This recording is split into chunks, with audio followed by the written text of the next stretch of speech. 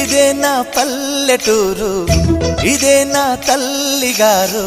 మా ఊరి పాడి పంట రాములోరి దీవెనంట.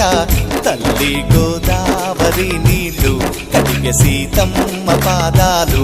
ఊరంతా హాయ్ హాయ్ హాయ్, మనసంతా హాయ్ హాయ్ హాయ్. ఇదే నా పల్లెటూరు, ఇదే నా తల్లిగారు. మా ఊరి పాడి పంట రాములోరి దీవెనంట.